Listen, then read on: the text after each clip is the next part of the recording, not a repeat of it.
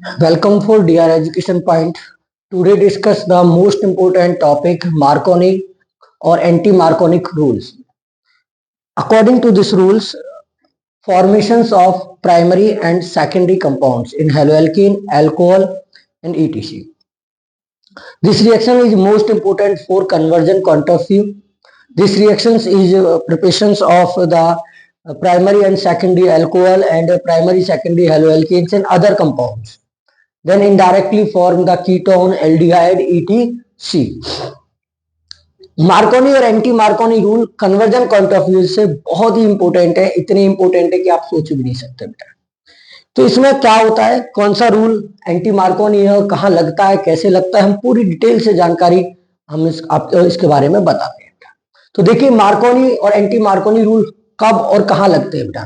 देखिए Markovnikov rule मैं आपको पहले छोटी सी हिंट बता देता हूं, ये हमारा सेकेंडरी कंपाउंड देगा। क्या देगा? सेकेंडरी कंपाउंड देगा। और ये हमारा प्राइमरी कंपाउंड देता है। कौन सा देगा? प्राइमरी कंपाउंड का। हमने शॉर्ट में इसको मार्कोनिक रूल को मार और इसको बोलेंगे एंटी मार। क्या बोलेंगे बेटा? एंटी मार। मार और एंटी मार।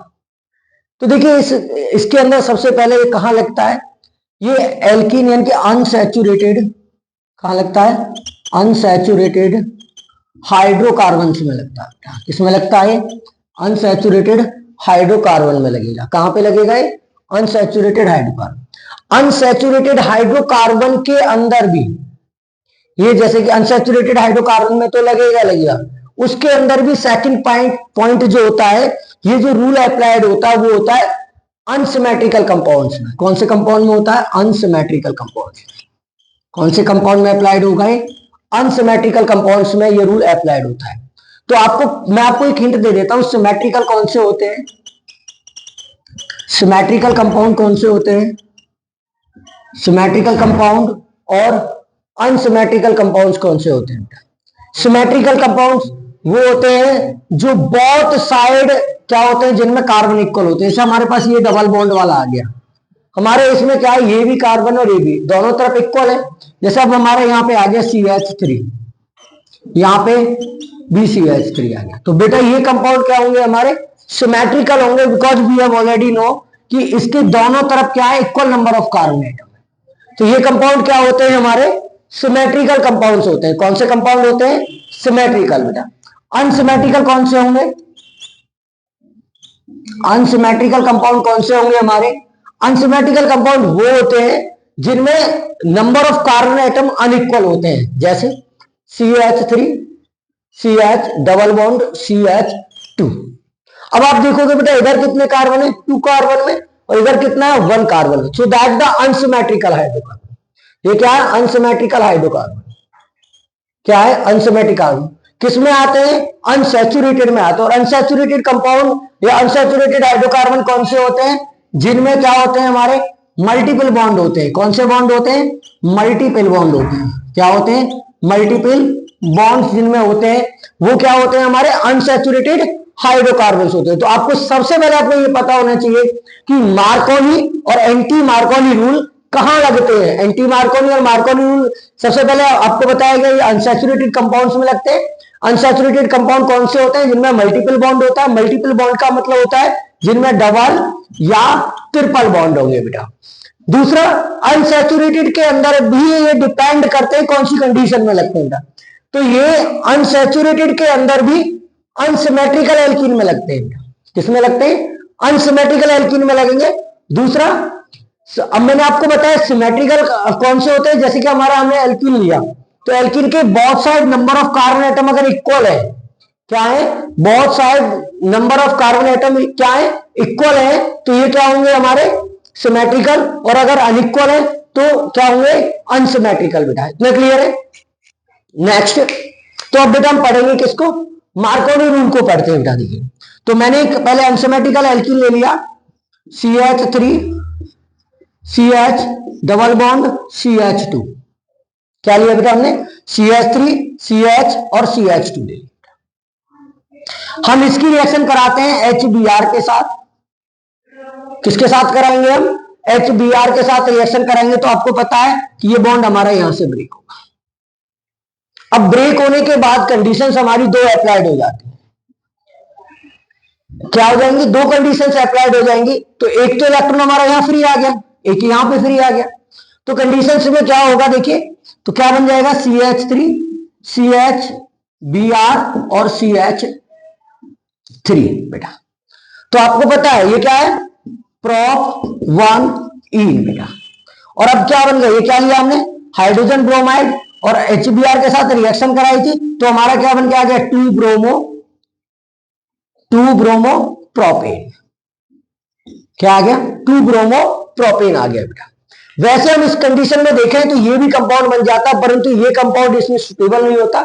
जो हमारा मार्कोनी रूल है उसके लिए जो मेजर प्रोडक्ट होगा वो हमारा प्राइमरी होता है। क्या होगा? मेजर प्रोडक्ट क्या होगा? प्राइमरी होगा। तो बेटा देखिए, तो आपको पता चला, मैंने आपको पहले बताया मार्कोनी रूल क्या देता है? Secondary compound. और एंटी मार्कोनी रूल क्या देता है? हमारा प्राइमरी कंपाउंड। तो बेटा मैं इसका मैकेनिज्म बताता हूं आपको सबसे पहले। तो मैकेनिज्म के अंदर क्या होगा? हम सबसे पहले क्या लेंगे? HBr को लेते हैं। किसको लेते हैं? HBr को लेंगे बेटा। तो HBr को देखो, मैकेनिज्म फर्स्ट, इसके मैकेनिज्म में चल रहे हैं। देखो किसी भी रिएक्शन का सबसे इंपॉर्टेंट क्या होता है? मैकेनिज्म होता है। इसमें मैकेनिज्म सबसे इंपॉर्टेंट प्ले करता है रोल, तो वो आपको मैं बताता हूं। सब स्टेप फर्स्ट में हम क्या लेंगे? स्टेप फर्स्ट हमारा क्या फॉर्म करेगा? इनकी फॉर्मेशन ऑफ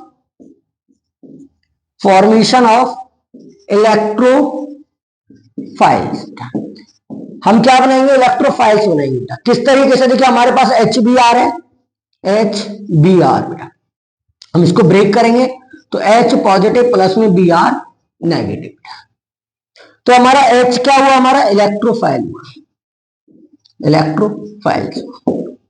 और Br क्या हुआ? हमारा न्यूक्लियोफाइल्स हो गया। क्योंकि आपको पता है इलेक्ट्रोफाइल पे पॉजिटिव चार्ज होता है, न्यूक्लियोफाइल पे नेगेटिव चार्ज होता है। तो देखिए बेटा, स्टेप सेकंड के अंदर हम चलते हैं। तो स्टेप सेकंड में हमारी फॉर्मेशन होगी कार्बोकेटाइन की। तो कार्बोकेटाइन की फॉर्मेशन कैसे होती है? देखिए सबसे पहले हमारा कार्बो एनायन आएगा, क्योंकि इलेक्ट्रॉन्स के ऊपर हमारा डिपेंड करेगा। तो देखिए अगर हमारा दो कंडीशंस होंगी, मैं आपको बता देता हूं। CH3 CH double bond CH2 बेटा, हमारा बॉन्ड यहां से ब्रेक होगा, एक इलेक्ट्रॉन इधर जाएगा, एक इलेक्ट्रॉन इधर जाएगा। तो कंडीशंस हमारी क्या बन गई बेटा? देखिए दो कंडीशन मैं आपको बताने वाला हूं, यहां से दो कंडीशन बन जाएगी। पहले बेटा हमारे यहां पर जो अटैक करेगा वो H अटैक करेगा। देखिए बेटा, तो दो कंडीशंस हमारी यहां से बन जाएंगी। एक कंडीशन मैं आपको दिखा रहा हूं, जब दोनों इलेक्ट्रॉन फ्री होंगे तो CH3 CH एक इलेक्ट्रॉन हमारे यहां पे फ्री, और CH2 एक इलेक्ट्रॉन हमारे यहां पे फ्री। ठीक है, अब हमारे पास दो इलेक्ट्रॉन फ्री है। क्या है? हमारे पास दो इलेक्ट्रॉन फ्री है दोनों कार्बनों पर, एक हमारे दूसरी कंडीशन में।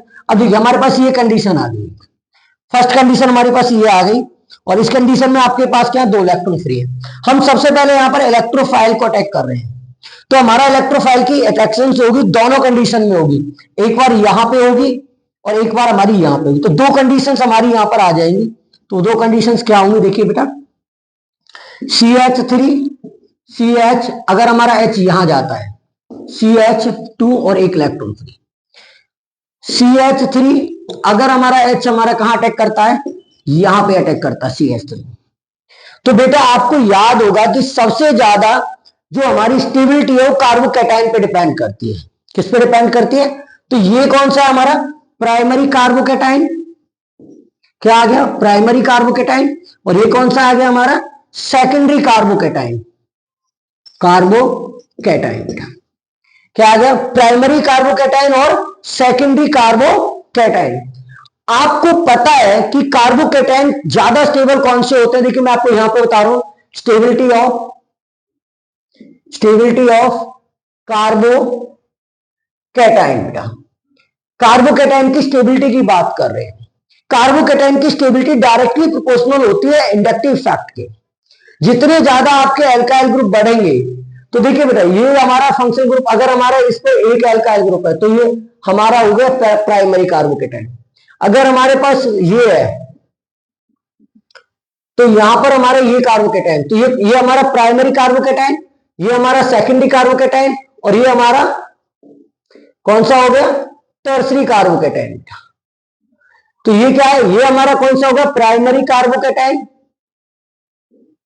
ये कौन सा हो गया हमारा सेकेंडरी कार्बोकेटाइन, और ये कौन सा हो गया हमारा टर्सरी कार्बोकेटाइन। अभी मैंने आपको बताया इंडक्टिव इफेक्ट यानी प्लस आई इफेक्ट के अकॉर्डिंग जितने ज्यादा एल्काइल ग्रुप बढ़ते हैं उतनी ज्यादा स्टेबिलिटी बढ़ती चली जाती है। तो मोर स्टेबल कौन सा होगा रिएक्टिविटी के लिए बेटा, जो रिएक्टिविटी केस में हम देखें तो ये ज्यादा स्टेबल है। तो आप जब इन दोनों की रिएक्शन आप Br नेगेटिव के साथ कराएंगे, किसके साथ कराएंगे Br नेगेटिव के साथ, एक न्यूक्लियोफाइल के साथ जैसे हम रिएक्शन कराएंगे तो आपके दो कंपाउंड बन के आएंगे बेटा। कितने कंपाउंड बन के आएंगे, दो कंपाउंड बन के आएंगे। देखिए एक तो हमारा कंपाउंड ये बन के आएगा CH3 CH2 और CH2Br बेटा, यानी कि प्राइमरी, और एक कंपाउंड हमारा ये बन के आएगा तो CH3 CH और Br CH3। तो अब आपको पता है due to the carbocation, due to the carbocation is the more stable, कौन सा हुआ ये क्या है मोर स्टेबल, क्या होगा मोर स्टेबल होगा। तभी मैंने आपको बताया ना कि इसमें सेकेंडरी क्या होता है मोर स्टेबल होता है ड्यू टू द कार्बोकैटाइन। किसके कारण से, कार्बोकैटाइन के कारण से हमारा क्या होगा मोर स्टेबल।